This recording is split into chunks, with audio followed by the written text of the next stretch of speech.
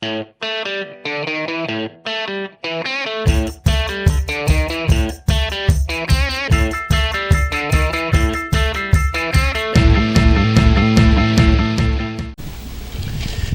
I'm Mark Clem, your host for Meet the Members of the National Ski Patrol, and as we like to always say, all season long.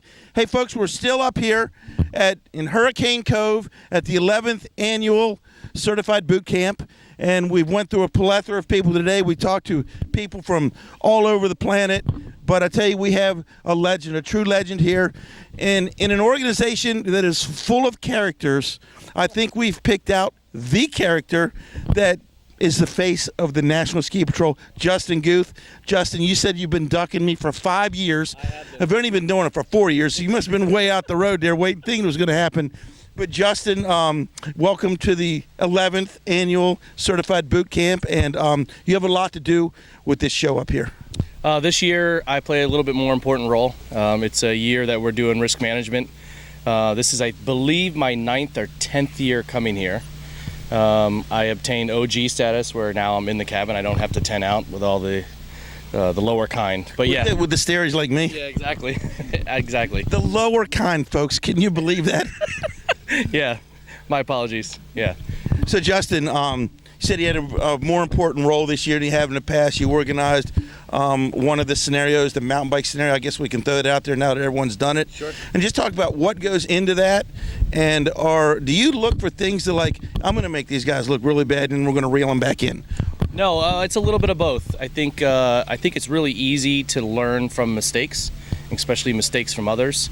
And that's what it's all about, is learning. So depending on if you're I definitely learn from other people's mistakes a little bit better, and my own mistakes. So you're not there to diminish the patroller, because they're here on their own time, their own dime. But you use those issues or unsuccessful opportunities that they make to grow them as both a patroller and as a group. And that's what it's all about. It's all about learning. I think some folks dropped down a notch earlier in the morning and grew up as the scenarios happened today, which it seems like that's kind of the goal you want to hit. For sure, especially with accident or incident investigation and risk management, whether it's pre or post loss. It's ever ending. It's always growing. It's never going to end. We're going to come up with new abilities and ways to mitigate these risks, and the goal is to be a vital part of the team. And we are, as ski patrollers, we're a vital part of a team, whether you're paid or volunteer. You're a part of that team, and we're an excellent resource to the ski area operators. And that's an end goal, is to always stay relevant and be a part of the team. Let's talk about how Justin Guth became the legendary Justin Guth, with his son right here behind him, who's growing up to be the secondary legend. But Justin, you started out in Podunk, nowhere, Pennsylvania, traveled to Killington, talked the World Cup into showing up. They stayed, you left. How'd that work? It's been a wild ride. I started way back in high school. I was 15 years old. I was a young adult patroller before they even had young adult patroller. I met my wife there. It's been amazing. 6 years ago, I was hired to be the risk manager at Killington Resorts. I had a wonderful tenure there. I was there just under 5 years. Currently, I work for a insurance company as a specialty claims adjuster in the ski industry. So now I travel around, I adjust claims within the ski industry, and I teach at all the NSA shows, and I'm on the panels, and that's really, really what I love. I love getting out there and using my 20-ish, 2-3 years experience in everything that I know, and just getting out there and just to stay relevant with all, keep the patrols relevant. And we got Brant Malley here. He's the middle Pennsylvania jokester, and everyone. Oh, my man! Everyone has a good time here. And Justin, you've had a good time here. I mean, it started the first night when I fell over a log, and you have not yet I was putting a chair back, and I think that made the weekend. I think I made the year. I never laughed. Well, I haven't laughed that hard this weekend. That was definitely hilarious. Thank you for making me laugh. I'm usually the brunt of the joke and being laughed at, but. And Brant is making sure you're fulfilled with your beverages, your nice cold beverages for the weekend. Now, Brant, you're probably a little nervous. Justin, geez, I got you. Justin, you're probably a little nervous coming in here on the first night. Worried, man, I got to put on a good show and a good show. I broke the ice for you, so I think you owe me. Awesome, brother. And with the shirt, this is what awesome looks like. Is that right?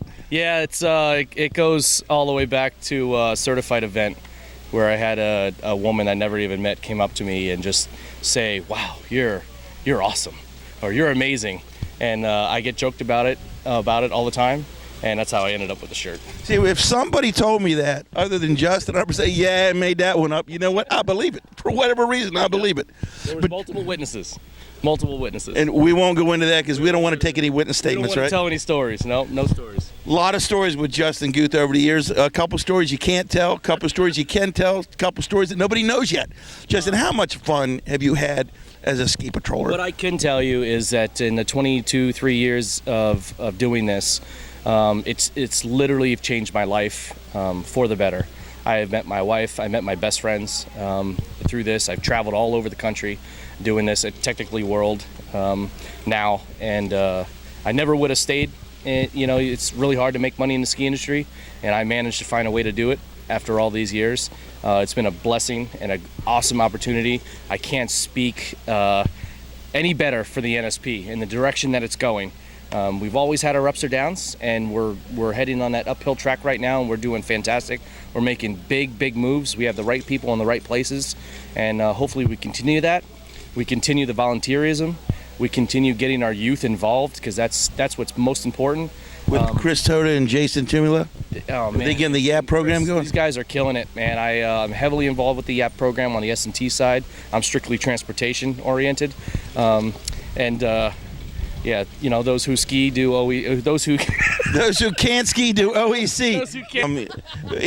Like we pick back and forth. The people who can't ski do OEC, and the people who do OEC can't ski. And Yep. Is that the way you're looking at it? Absolutely not. My wife is both a skier and an OEC queen. I've been an instructor in both categories for years and years.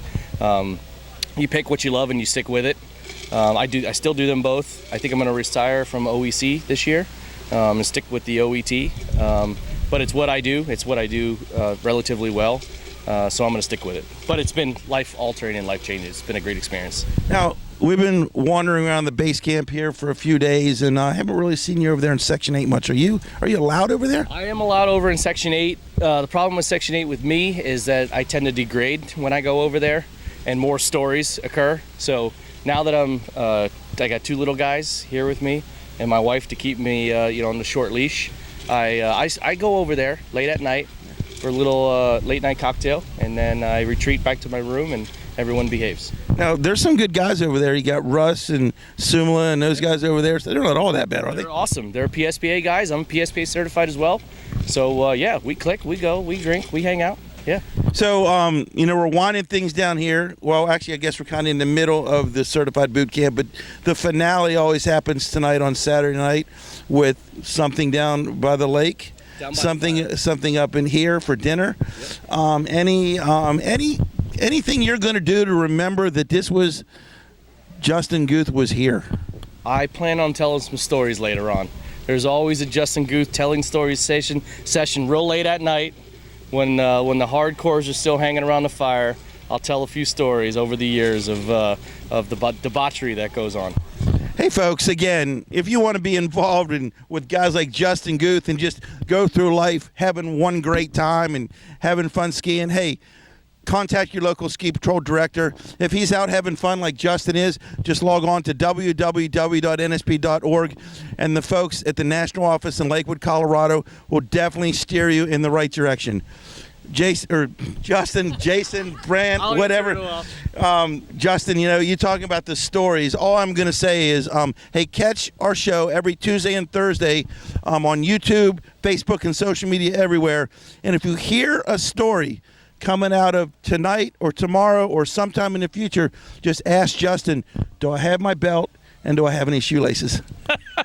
Oh, it's good stuff. I'm not even going to elaborate on that story. And if you join the patrol, I'll tell you all about it. That's right. If you join the patrol, Justin has you marked off camera. That story is a classic. Hey, folks, I'm Mark Clem, your host for Meet the Members of the National Ski Patrol, every Tuesday and Thursday on YouTube, Facebook, and social media everywhere. Jump on the bandwagon. See you on the mountain. Bye.